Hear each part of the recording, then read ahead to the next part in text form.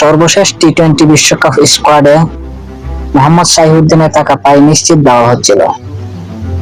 তবে জিম্বাবুয়ের বিপক্ষে টি-20 সিরিজের পারফরম্যান্স বিবেচনা করে শেষ মুহূর্তের মত বদলে যায় বিসিবি নির্বাচকদের, যে কারণে টাইগারদের বিশ্বকাপ দলে জায়গা করে নেন তরুণ পেসার তানজিম হাসান সাকিব।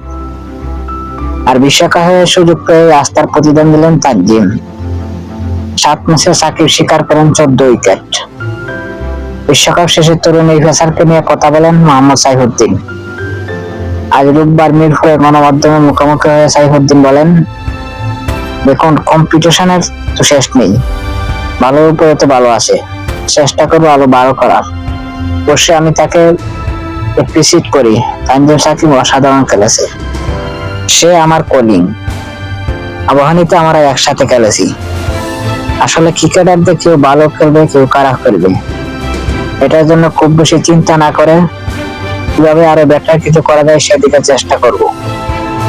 প্রত্যেকটা ক্রিকেটারের দিন যাই, ওর দিনে ও ভালো।